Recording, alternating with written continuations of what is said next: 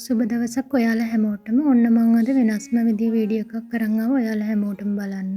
ඉතින් දැන් අපිට මේ යන්නේ ඕටම් එක. ඉතින් ඔයාලට පේනවා ඇතිනේ මේ ගස්වල දැන් කොළ ඔක්කොම ඉදිලා හැලෙන්න යන්නේ. වින්ටර් එකේදී මේ ගස්වල කොළ ඔක්කොම බිමට හැලෙනවා. හැබැයි ගස් මැරෙන්නේ නැහැ. ආයේ ස්ප්‍රින් එකේදී හොඳට ගස් දළු දාලා කොළ ඇවිත් තියෙනවා.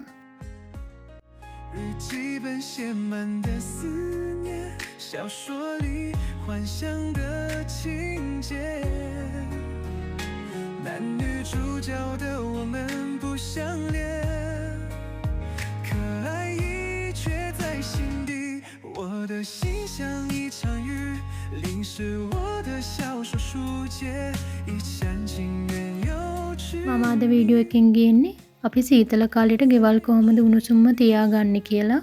ඉතින් ඔයාලා දන්නවා ඇතිනේ ලෝකේ ශීත ඍතුවක් ගැන හැම රටක්ම වගේ සීතල පාලනය කරගන්න විවිධ දේවල් කරනවා. ගොඩක් කලාවට සීතල රටවල් වල ගෙවල් උණුසුම්ම තියාගන්න කරන්ට් හීටර්ස් පාවිච්චි කරනවා. ඉතින් මේ හීටර්ස් වලට අමතරව ගිනි උඳුන් පාවිච්චි කරනවා. ඉතින් මේ ගිනි උඳුන් පාවිච්චි කරනකොට කල් වේලා ඇතිව දර ලෑස්ති කරලා තියාගන්න ඕන.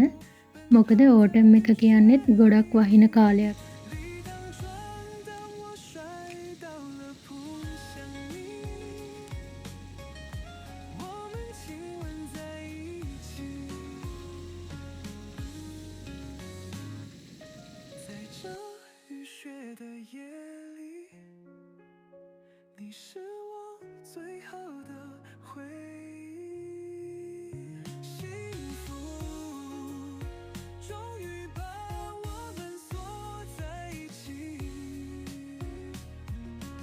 ඉතින් පාම් එකේ සමහර දවස්වලට හුළඟට වැහිකුණාටු වලට වගේ ගස් බීමට වැටෙනවා. ඉතින් ඔයාලා මේ දකින්නේ ඒ ගස් තමයි. මේ විදියට කපාගත්තු දරකොට අපේ උඳුනට දාන්න පුළුවන් විදියට පොඩි පොඩි කෑලි වලට පලා ගන්න ඕන. මේකත් ලොකු අමාරු වැඩක්. ඉතින් ඒක පහසු කරවන්න මේ වගේ රටවල් වල දර පලන මැෂින් තියෙනවා.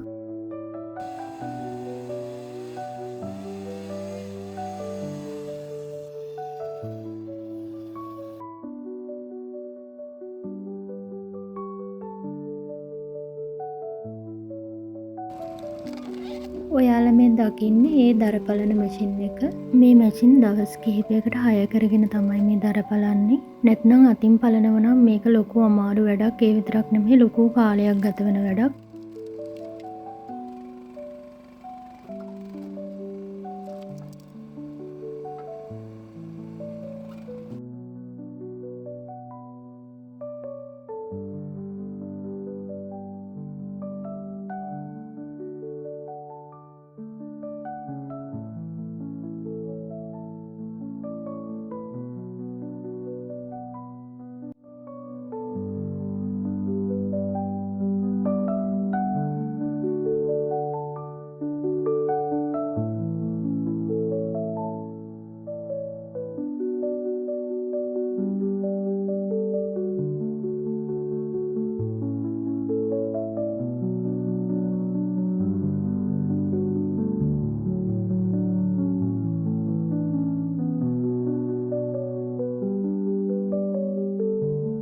ඔයාලා මේ දකින්නේ ඒ විදියට සමාන කොටස් වලට පලාගත්තු දර.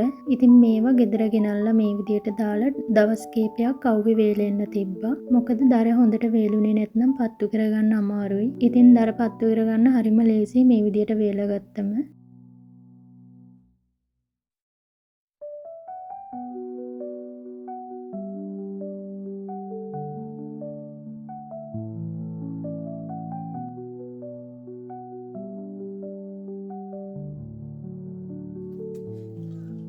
අපි දෙන්න මේ දර අහුරනවා දැකලා බබාටත් දෙන්න ඕනිලු දර අහුරන්න.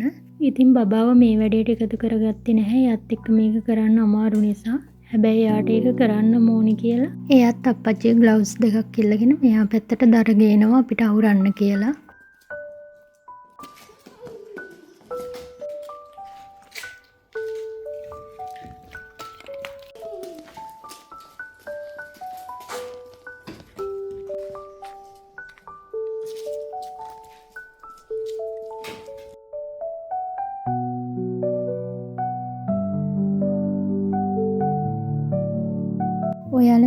ඉන්නේ.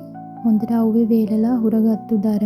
ඉතින් මෙහෙම තියනකොට හරි ලේසි අපිට ගේ ඇතුළට ගෙනihin පත්තු කරන්න. අපි නම් මේ දර අහුරගත්තේ අපේ ගරාජ් එකේම තමයි. ඉතින් එතකොට ලේසි මොකද වින්ටර් කාලෙදී එළියට යන්න ඕනේ නැහැ දර ගන්න. මේ වගේ ඇතුළේ දර අහුරගත්තම හරි ලේසි. නැත්නම් වින්ටර් කාලෙදී වැස්සේ එළිය යන්න ඕන දර ගේන්න. ඒ විතරක් නෙමෙයි ඒව තෙමෙනවා. එතකොට පත්තු කරගන්නත් හරි අමාරුයි. ඉතින් අපේ ගෙදර මේ වගේ දර දාන උඳුනක් තියෙන නිසා හොඳයි. සමහර ගෙවල් වල මේ වගේ උඳුනක් නැහැ. ඒ ගෙවල් වල පාවිච්චි කරන්න වෙන්නේ හීටර්ස් විතරයි. ඉතින් අපිට මේ උඳුන තියෙන නිසා අපි මේ උඳුනත් පාවිච්චි කරනවා. ඊට අමතරව හීටර්ස් පාවිච්චි කරනවා. අපිට මේ ෆාම් එකෙන් දර හොයාගන්න පුළුවන් නිසා හොඳයි. නැත්නම් ඉතින් මේ දර සල්ලි වලට තමයි ගන්න වෙන්නේ.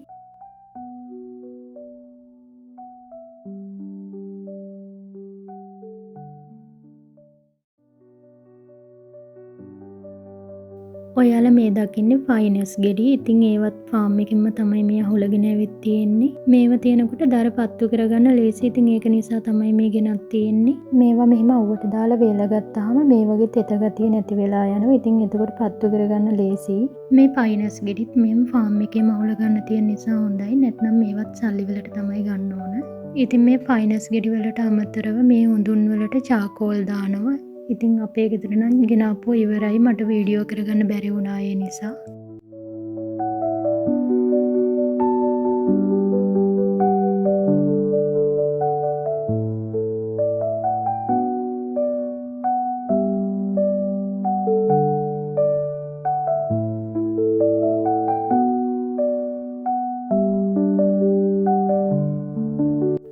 අපේ ගෙදර නම් ෆයර් ප්ලේස් එක වටේ මේ වගේ ගේට් එකක් දාලා තියෙනවා. මොකද බබා ඉන්න නිසා. සාමාන්‍යයෙන් පොඩි අය ඉන්න ගෙවල් වල මේ වගේ ගේට් එකක් දානවා. බබාලට මෙතන ළඟට යන්න බැරි වෙන්න.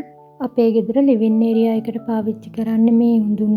ඊට අමතරව බෙඩ්රූම්ස් වලට පාවිච්චි කරන්නේ කරන්ට් හීටර්ස්. මේ වගේ උඳුනක් තියෙන නිසා වින්ටර් කාලෙදී පවර් බිල් එක අඩු කරගන්නත් පුළුවන් අපිට. ඉතින් අපි මේ විදිහට තමයි ශීත ඍතුවේදී ගෙවල් උණුසුම්ම තියාගන්නේ. ඉතින් ඔයාලට වෙනස්ම අත්දැකීමක් වෙයි කියලා තමයි මම මේ වීඩියෝ එක අරන් ආවේ.